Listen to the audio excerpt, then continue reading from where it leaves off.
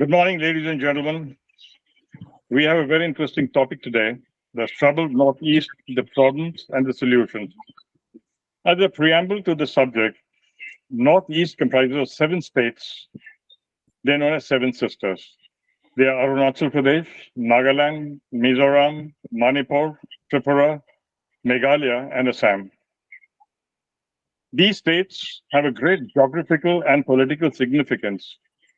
It is the gateway of India to the Southeast Asia. India's Act East policy puts these northeast states on the territorial frontier of the India's eastward engagement. After India's independence in 1947, these areas were actually being controlled by the Britishers. After 1947, first they came into the Union of India, then they became states. And these areas are inhabited by tribals. There are approximately 200 tribes which are in the area of Northeast. The problem of Northeast are multifarious, like inter-tribal rivalry, large influx of migrant population from the neighboring states and adjoining countries like Myanmar and Bangladesh, along with the interstate demarcation of the boundary, which is also leading to clashes and insurgency. These problems resulted in the tribes forming insurgent groups demanding independence or autonomy. Lately, some small insurgent groups based in Manipur have formed alliances which are vitiating peace and harmony in the respective areas. However, in the recent years, insurgency has seen a decline by about 70% and about 80% in the death drop in the civilian deaths. However, sporadic incidents keep happening, as what has happened in Myanmar recently. The solutions to these will come up when we discuss the subject. We have two very distinguished panelists on this subject. One is Dr. Ajay Sahani, and other is Ms. Reema Desai. Dr. Ajay Sahani is the director of Institute for Conflict Management, focused on Southeast Asia terrorism portal and Khalistan extremism monitor. He is the publisher and editor of the South Asia Intelligence Review, also a project director of Impact. Has served as member of the Madhukar Gupta Committee for restructuring of the Ministry of Home Affairs. Presently, he is a member of the Police Modernization and Strengthening Committee of the Uttar Pradesh. He has researched and written extensively on the issues related to conflict and its management, politics and development in South Asia, has participated in advisory projects undertaken by the various national and state governments, has jointly edited works with Mr. KPS Gill on terror and containment and perspective on India's internal security, global threats on terror, ideological material, and political linkages. He has lectured extensively at various institutions and is an active print and electronic media participant, both India and international. Is a very credential, sir.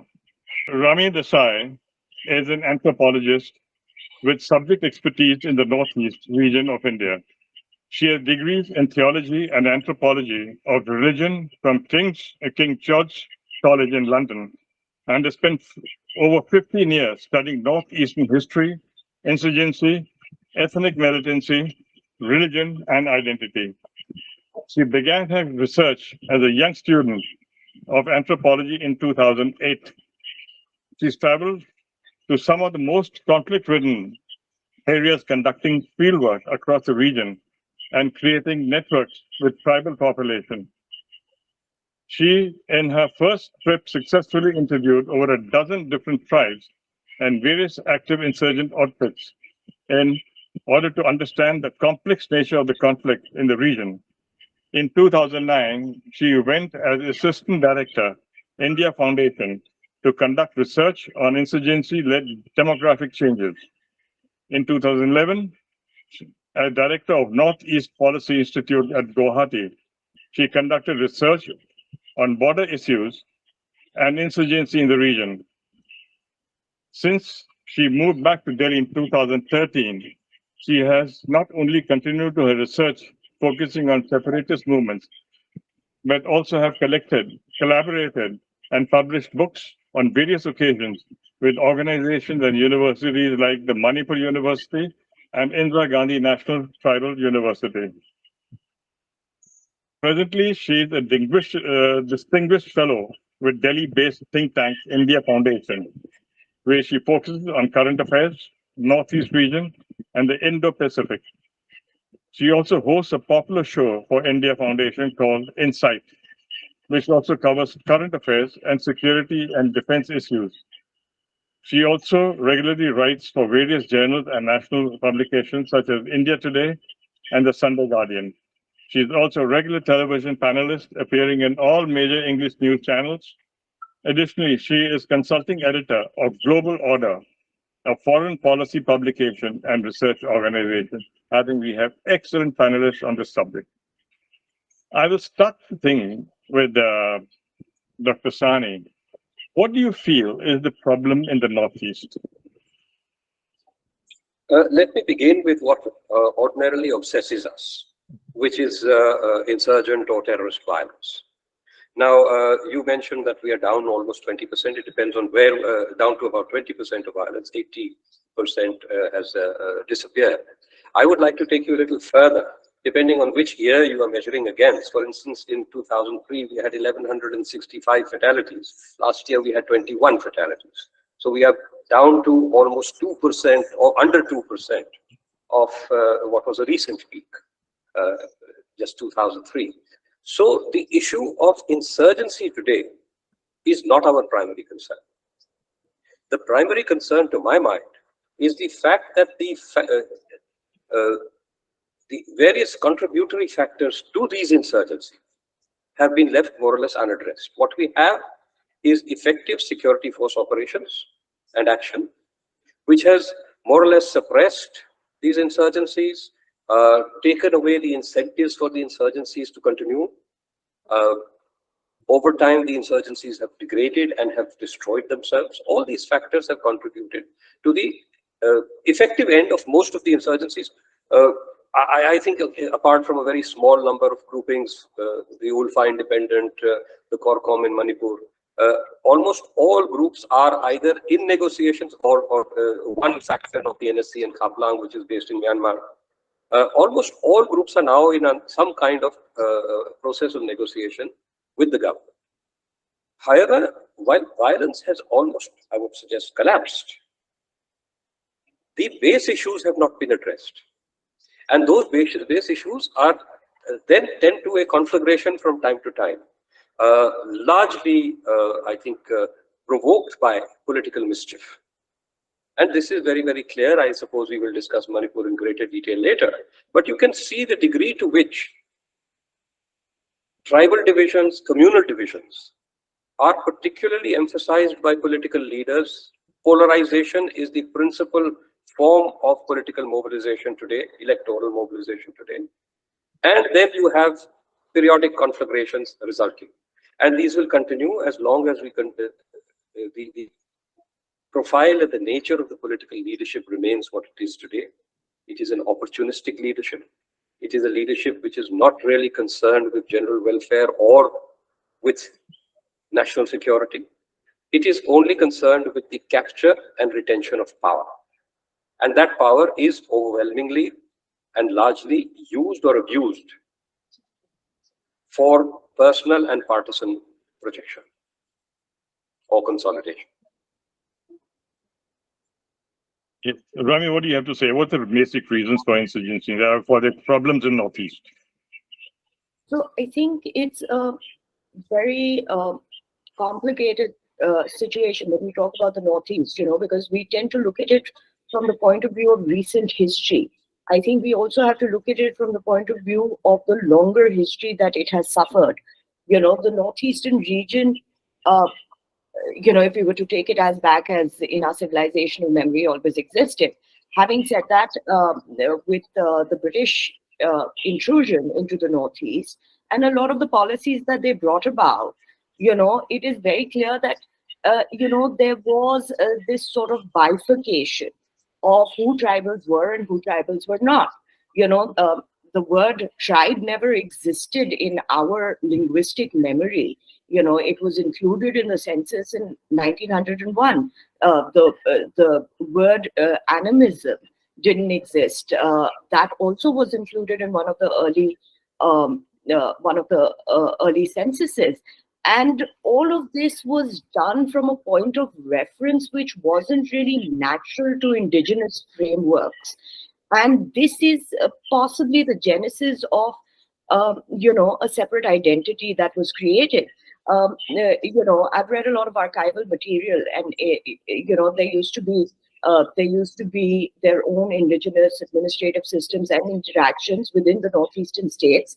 If we were to even say that, the valley was different to the hills. So, for example, a lot of the smaller tribes would give what was called the taxes to the king of Assam, which was called Posa at that point. But having said that, there wasn't any sort of, it wasn't as if the bifurcation was so much that they didn't pick up from each other in their lifestyle, in their livelihoods, in their interactions.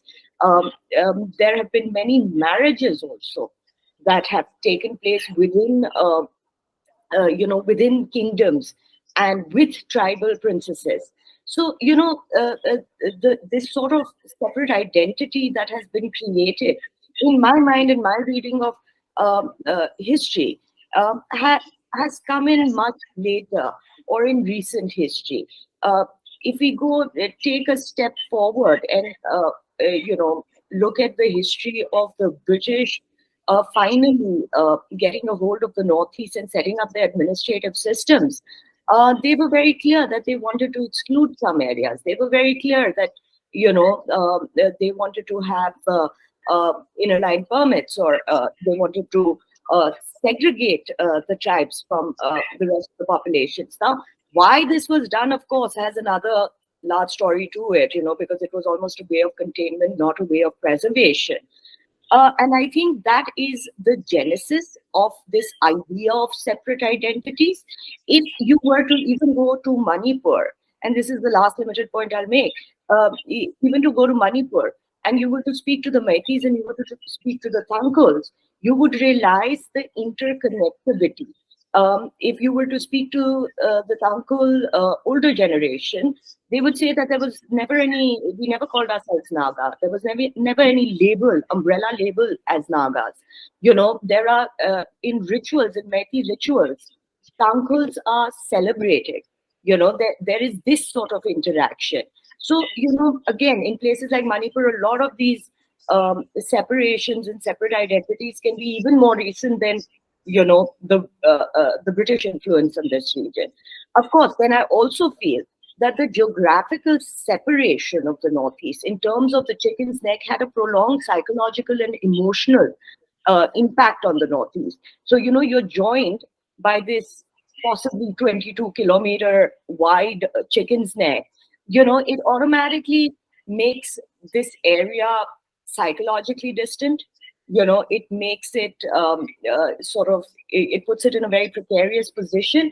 And I think that has formed a large amount of our perception of the Northeast. But of course, these are really, really complex areas and complex histories. So I will keep it limited to this much at this point.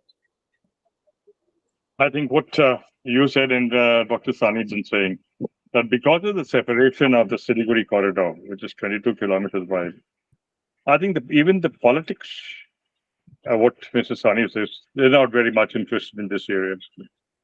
As a result, there's lack of development in this area, lack of education in this area.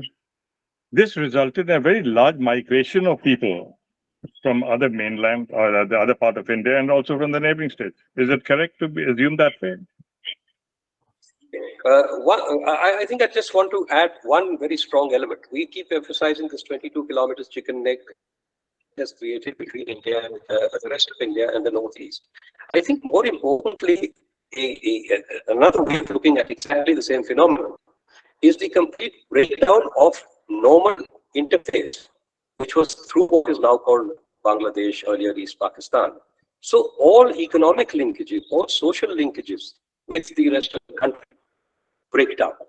The natural flow of the economy and of society has broken down. This is part of the problem of alienation or separation. There is no easy way now to reintegrate, for instance, the economies, except through this tenuous little link. We are also trying to do things like trade through or economic transportation through Bangladesh. That is, of course, a very, very tenuous element.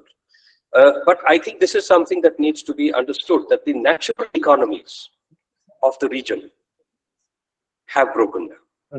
Now, when we come to the political neglect, I think this was, you go back, you say poor education. I don't think so. There are places, Mizoram, I think, has the second highest, or now perhaps the highest level of literacy in the country. If you go down to Meghalaya, literacy rates are astronomical. There are only some areas of the Northeast where you will find literacy rates. I think none of the states possibly has a literacy rate. I'm just relying on rough memory. That is below the national average.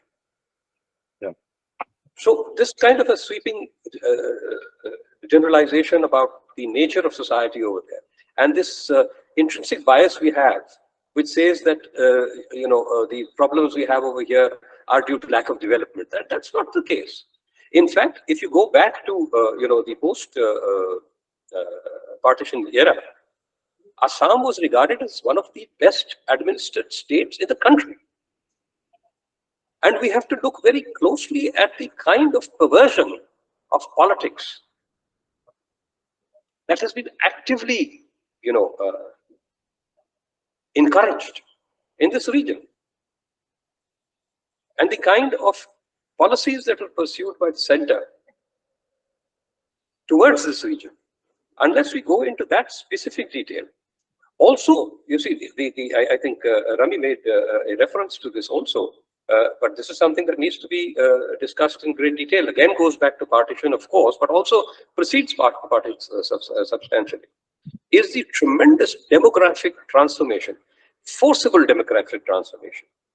Now, the crucial point that I wish to make over here is nobody has made any honest effort to address these problems. Now, we have a problem, for instance, right now in Manipur. This is partially, only very partially, there's such a distortion, so much of false narrative ongoing, that these are foreigners, these are people who are, everybody in that region is a foreigner, by the way. Most of the populations, not everybody, but most of the population come from in the 16th century, 17th century, 18th century. So who is a foreigner is if you try to label entire populations as foreigners, you're going to have very serious problems for everyone. So you have to see what has been done in the past decades, for instance, to integrate the Kuki and Kuki Naga, the hill tribes, with the Valley populations. No effort. In fact, the opposite of that has been done.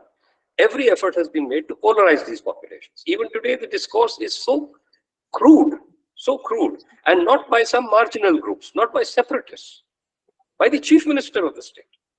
Yes. So if you have this kind of politics which relies entirely on polarizing populations to secure electoral gains, then I'm afraid you have no solutions for any part of this country. I think very well said. Rami, what do you have to say on this, please? Sir, I've been traveling now for about 15 years to the Northeast.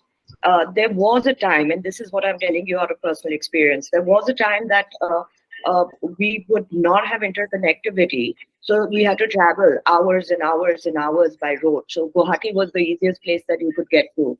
And then if you wanted to go to like Haflong, or you wanted to go to Changlang, Tirap, or wherever, anywhere, you had to travel through Guwahati. It was normal to have to go into these areas with a fear psychosis that anything can happen, because you weren't sure who was a part of which separatist group. There were taxes being collected on the road. The buses would be stopped as a normal routine. Nobody even bat an eyelid. We would have insurgents come into the local buses that we would travel in. The reason we wouldn't travel in personal cars is because, well, we means I was alone usually, is because you would be identified immediately. There was no way I could hide because they'd be able to tell where I was from, because I didn't speak the language, I didn't look like one of them. So one went, and was honest and said that, we're here for research. One of the saddest things that I remember which struck me was that there was at some point, because there used to be so much of illegal taxation, there was a small youth group that came up in Nagaland. And that was a youth group of the Lookout, which was against illegal taxation. And I remember trying to ask the leader of that group that, what do you mean illegal taxation? And they said, oh, we're fine paying all these taxes, but we just feel that all the separatist groups must come under one umbrella and give us one tax, like a GST, And I was like, I thought you meant income tax. And they're like, no, that's separate. We mean, we are being bothered by too many separatist groups. And that's one of the times that it struck me that, we live in a cocoon in the rest of the country. And we've left this region to really, for a prolonged period, to really defend itself or figure out how to live within this sort of conflict, that they have become used to it. It's become a part of their, just mental makeup. Having said that, I lived there for 2 years and then I travel every year, and I've traveled every year since then. I do find that conflict per se has come down because connectivity has improved. The roads that I used to travel that used to take me 17 hours now take me less amount of time. There is I remember being in Haflong at my first trip in 2008. The only way you could make a call was stand in an STD line, which was nowhere else across the country. Now, of course, you have mobile phone interconnectivity, you have roads, you have train lines, you have direct flights to places like Imphal and other areas. I was recently giving a talk in Tripura. I was surprised that there's the road that takes you from Agartala to Tripura Sundri. These were not roads that we would freely travel on. And I was traveling on that road post 9 o'clock. So I have seen some sort of development, focused sort of mitigation of this sort of security aspect. But having said that, there's a long way to go because, again, this separate identities have now become so cemented in these populations. The idea that one ethnic group is completely separate from the other and does not have any, familial sort of relationships has become a part of the political makeup, right? Yeah. So that has its own repercussions. Having said that, the point that Dr. Sani made about demographic change is something that I have seen work closely on and interviewed impacted people. One of the bodies of work that we did was actually headed by KPS Gill, who was very, very clear on his take on this situation, especially in the Northeast, because demographic change-based separatist movements, as we already know, have been the longest-running separatist movements in this country. And one cannot take away the role of foreign agencies as well. Right from the time of the British, there was the idea of the Crown Colony that they wanted to make. The Coupland Plan. That also was based on segregating this region from the rest of the country. As we all know that these borders are porous. We know that, there was a time when NLFC was being trained in Bangladesh, or, NSCN was taking the help of other tribes in Myanmar to go to China, the Mizos. We know this. So, that also adds to the complicated nature of this situation. So, of course, we've delayed political intervention to a very large extent. Post independence, I don't think anything has changed. Some of the British regulations are still in place, Whether, they are impactful or not is not of the question, but they're still in place. Something like ILR during CA was was instated in Manipur, so these are things that I think, is what makes it so complex, makes the region so complex, and makes any intervention so complex as well. Right. Now, when I talk about the development factor, I mean, since I've operated in that area, the bulk of the area is hilly. And as what Dr. Sani had mentioned, that there's a political neglect in that area, was there in the past. And the development and the habitations are limited by great distances on certain heights. What type of development is taking place in other hill areas, for example, Uttarakhand and Himachal Pradesh, that sort of development has not taken place here, which is affecting the economy of the place also. This is resulting in extortion, and some people from the other states, from the other countries, are giving them financial and material support to create problems in this area. Am I right? Look, first of all, I think this whole idea of the external support base, it must be factored into our responses. I mean, every insurgent group since the beginning of insurgencies in the Northeast, right from the Naga insurgency, which is the first post-independence insurgency that we confront, immediately crossed the border into what was then East Pakistan, then was taken across to Pakistan, supported, funded, trained, and thereafter you had a slew of other insurgent groups, all of which had bases in East Pakistan, thereafter in Bangladesh. And in fact, one of our great success stories in this region has been the support we have subsequently and in the last, roughly decade, received from Bangladesh in terms of their throwing out all these groups. Bhutan was also a safe haven. The Bhutanese government at one stage in early 2000s, took effective action in coordination with our forces. We have been able to more or less secure a denial of all these external bases for all these groups. Remaining safe is now bits of Myanmar, much of which is under the control of warlords. You also have some groups that are currently cooperating with the Tatmadaw, with the Myanmar military junta, to fight the democratic forces. And these could be a future problematic. But look, we have a malicious external interest in all parts of this country. You can't say, oh, but the Northeast has a problem because, well, Kashmir has a problem, Punjab had a problem. These external forces exploit our own deficits and deficiencies. Exactly. It's first our failure, and then it becomes an opportunity for the adversary. China did assist certain insurgencies at an earlier stage, did not for some years, and is now known to be again encouraging certain difficulties in the Northeast. Certainly, a significant flow of weaponry appears to be coming from the Chinese side. It's possible, probable through Myanmar. Well, that should be factored in. That is part of your regional geopolitics. Number two, development. I don't think that development or interconnectivity in the Northeast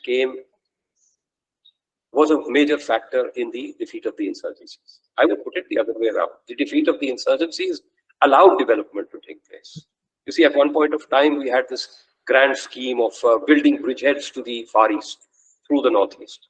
And I had written at that time, I mean, building bridgeheads in quicksand. As long as you have violence, you cannot have violence at and beyond a certain scale, and not every act.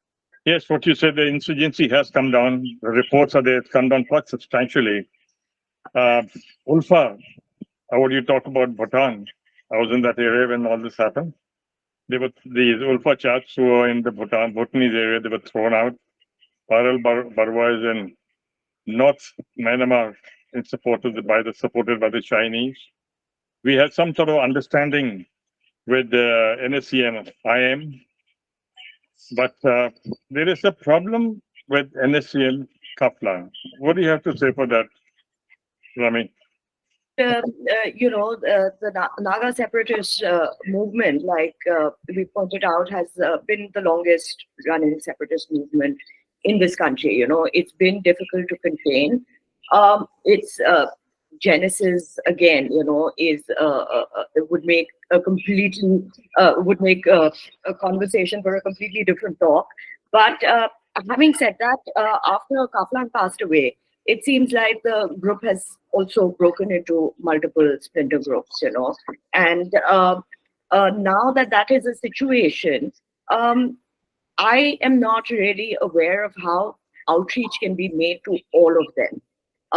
Having said that, unfortunately, we've not been able to complete our agreement with IM as well, for it to be a sort of substantial example for the rest of the NSCN group. So, there's not much to say about it, sir, except the fact that, I feel that it's become more complicated, not diluted, just because because some people think that, if it's split up, then it's, the ideology is diluted or the group has lost the kind of influence that it had. On the contrary, I think to negotiate with different groups with multiple agendas, led by different people, might make it more complicated for us. Right. You see, like what we just spoke about, the insurgency levels have come down substantially because certain development factor. People have seen, like what Dr. Sani was talking of, the large number of people from the Northeast which have come into India for studies. They're working all over. So there is sort of a bridge being made between the people of that Northeast and also part of the country. But this, since the insurgency has been got into control, there are certain alliances which have been made. For example, in Manipur, you have the CORCOM, which is an alliance of 6 insurgent groups. Then you have Western Southeastern Asia, which is not only sorting out Northeast, is also sorting out Bhutan and Myanmar. Then you have United National Liberation Front, which has got 9 militant groups in the Northeast. And so, these fellows are now collecting together with our probably with the support of some foreign country. And we got to keep a check on these fellows.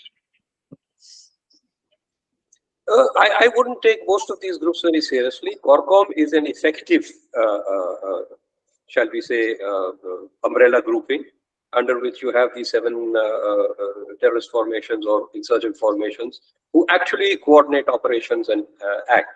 The other thing is that none of these groupings or none of these, collaborations and coordinations are new.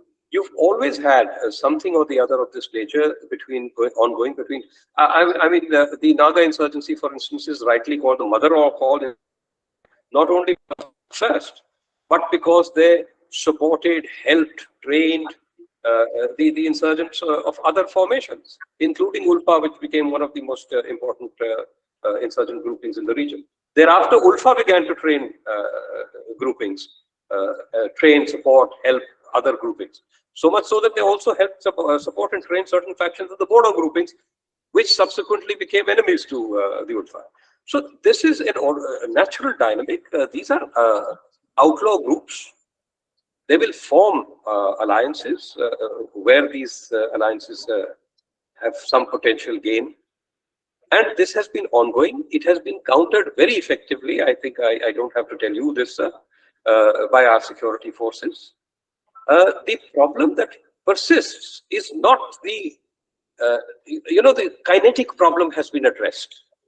What remains now, these few fatalities here and there, these are, as far as these security forces are concerned, mopping up operations. Just small cleanups that are required. You talk about the Kaplang being outside the negotiation process.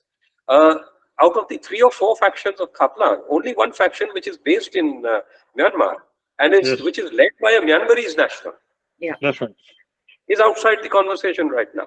Yeah. So I have a very serious problem. I've been studying nothing but terrorism and insurgency over the last more than 26, 27 years now. The first 3 quarters of this period, I spent trying to tell people that, look, it's a much bigger problem that you are talking, you're not taking it seriously enough.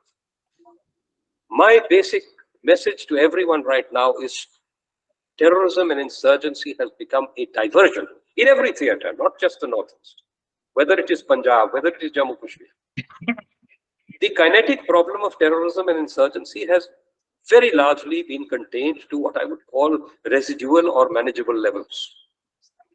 It is now being exploited by political groupings. Problem. The principal problem is political incompetence, political malfeasance. Both these, and I emphasize the latter far more than I emphasize the former.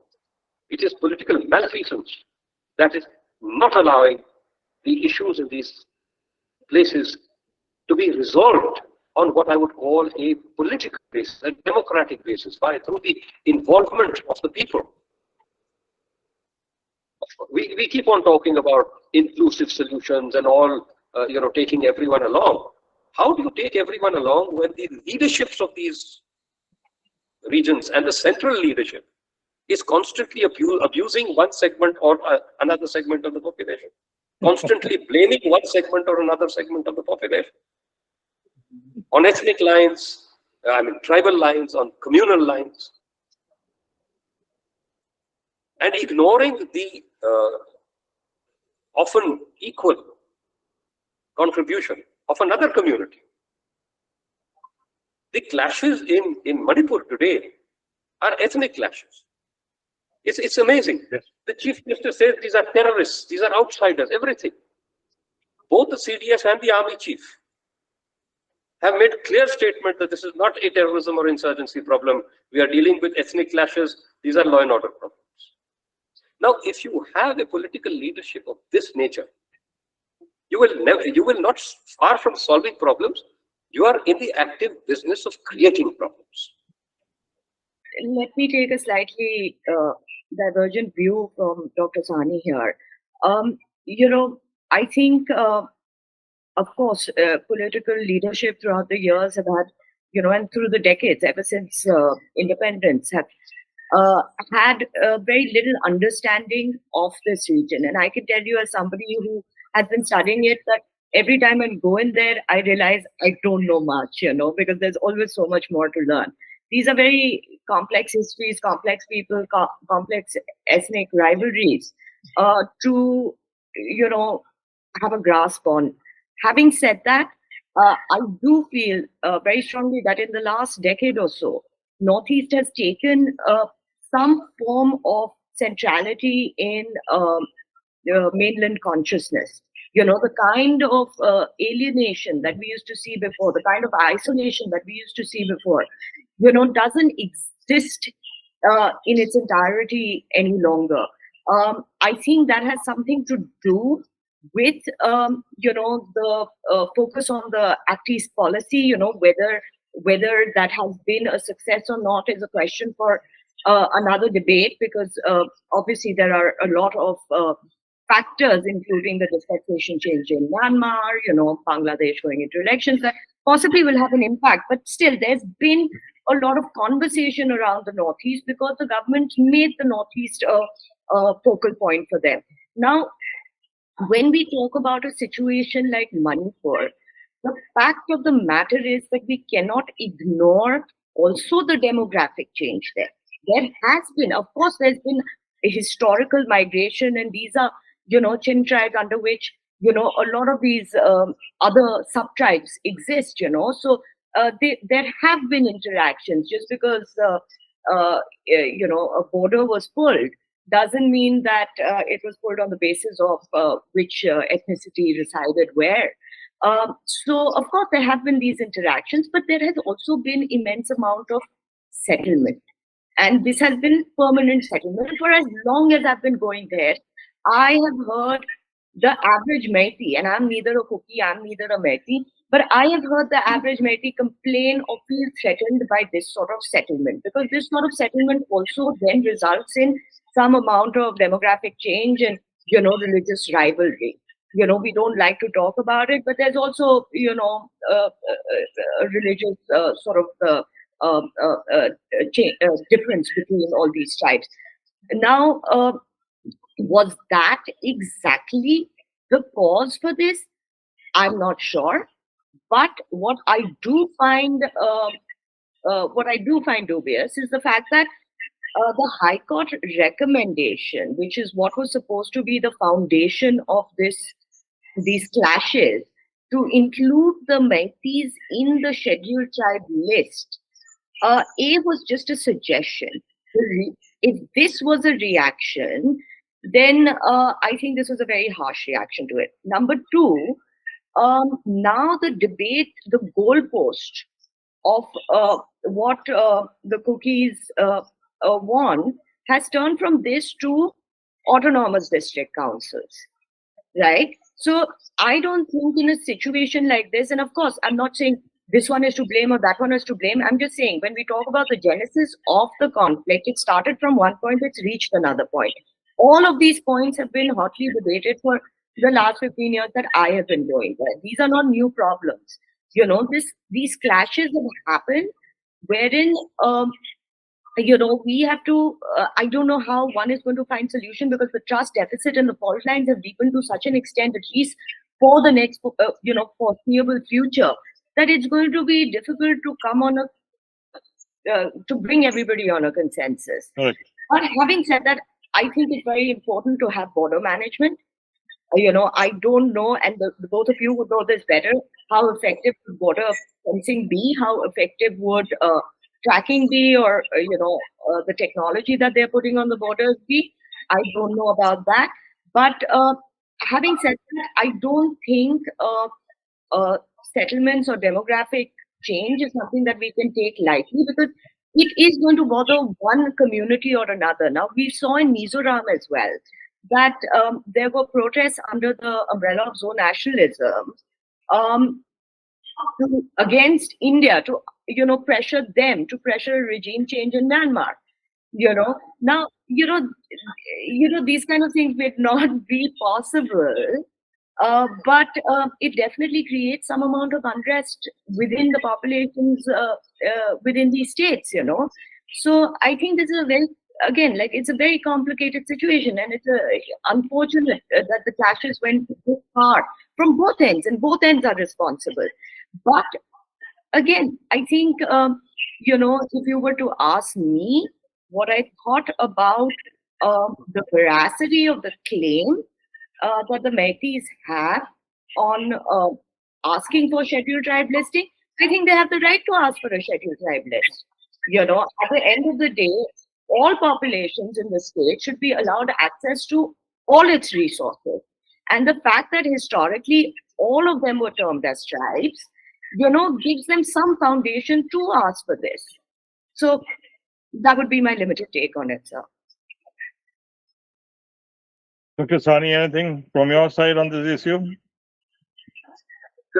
No, 2 or 3 things. This is what I precisely talked about, the failure to address these issues politically, and the reliance on shortcuts. First of all, the High Court's order was completely illegal and has so been held by the Supreme Court. This has nothing to do with the justification of the Meiteis to make that demand. In fact, I think this situation is really absurd. You have 50% plus of the population settled in, they say 10% of the valley. It's not even 10% there is a vast area underwater in the Goktak Lake, other areas. You probably have 7 or 8% of actual land mass on which you have, close to 50-60% of the population settling there. Correct. And they are denied access to the hills. Of course, right now you had an ethnic cleansing on both sides. But a very substantial tribal population is also, or was also settled in the valley. So the injustice of the situation, I accept completely. The solutions proposed and the manner in which they are approached. That is what I'm saying. If you keep, Rami brings in this whole idea of the degree to which transformations have occurred in terms of the psyche of the people of the North, or the Nagas. You were a completely separate grouping. And I recall it was in the towards the end of the 1990s that the army started off this program. And this was a very, very critical and I think important program of shipping out a large number of youngsters on Bharat Yatras. Then they entered into agreements with certain corporate houses. I remember Tata's was perhaps one of the first corporate houses to give them jobs. Was conceived. This army mediated because the army was taking the hits. They were the ones who were losing lives. So they realized you've got to have some kind of connect with the people and let these people recognize and understand what it is, what the rest of the commonalities they have, that there are opportunities outside. The closing of the mind of the Northeast had to be addressed, and it was addressed. And then, of course, other factors came in. People from this side went that side. Much more movement has been there between the rest of the country and the Northeast. And it has resulted in tremendous transformation, not a complete transformation. There are still, we are all at one level or the other racists. So we call them certain names, they call us certain names. Exactly. You know, they're very derogatory terms used. I think the Punjabi is the hairy monkey in most places. So it's all right. We need to accept this. We need to learn how to laugh with each other and not just at each other. And this has happened in substantial measure. These are the processes. I think the greatest hostility now is not between the mainland and these communities. The greatest hostility that we now see is between the local divisions. Ethnic groups. So these need to be addressed. And when I say these need to be addressed politically, I don't think signing, SOs and other peace agreements addresses the problem at all. Unless the problem is addressed at the level of consciousness. And politics is critical for this. I mean, the politician in his real, intended role in a democracy is as a mediator. When the mediator becomes the principal agent of conflict, how are you going to resolve the conflict? This is the problem of the Northeast. It is the problem of a large part of this country today.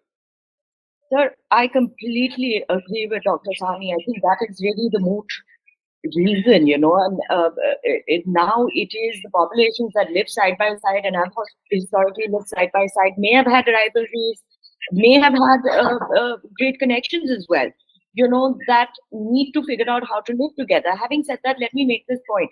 Again, the High Court order, completely illegal, had no right to make a suggestion, but surely all these tribes know, either of the side, that by recommendation to the state government, it means nothing.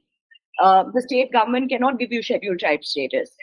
From there it goes on to NCST, TRI, they have to approve it, then it's recommended to the central government. There is a long process. I think the Lambadas, have been fighting this case for 20 years, because there was objection of them becoming scheduled tribes because they were nomadic tribes. So I think, again, this is what I'm saying. The role of civil society also on ground is hugely important. Now, it's not as if the clashes are or the rivalries between Kukis and Mehtis. 1997, Kukis and Pehtis, which are the sub-tribes of the Kukis, also had violent clashes based on what language will All India Radio air in. So I think these very, we know tribals are very determined. There is a psychology behind it in terms of, they're emotionally very connected to their land, emotionally very connected to their languages. But, there has to be some sort of some sort of regulation from their end onto, how far can this be taken. Now, when we talk about isolation, I completely agree with Dr. Sahni. If you go into the Northeast, you are treated like an outsider as well. So it's not just one-sided. There are names for us. There are issues related to us talking about them. As a non-Northeasterner, me studying the Northeast region, no matter how much time I'd spent, I'd given my life to it, no matter how many conflict areas I'd been to, it was always an outsider speaking on the Northeast. This sort of segregation and sort of isolation has to sort of dissipate from both ends. And I think the different states and the different populations of the Northeast also have that responsibility firmly on their shoulder to understand this. Yeah. All right. Actually, the two of you have summed up very well. But what I feel is the end of it is that what Dr. Sali has mentioned, that there has to be a political will to bridge the gap between the center and the states, and go in for large development, which is not happening as much as what has happened in the other states. Then, as far as there has to be a dialogue between the political parties, the center, the state, and the inimical group, leader of the inimical groups. And what you may mention, don't change the demographic. That's very important. So I think thanks to two of you, the very illuminating talk, the discussion that we've had, I've learned a lot. And as far as my reading is, people who have lost the property in Manipur, who have lost the property, lost human relatives, things are not going to simmer down as very soon. It's going to take quite some time to simmer down. And thank you very much indeed. Very kind of you, the two of you, to have joined in. Thank you. Thank you for having me. Thank you. Thank you very much. Bye.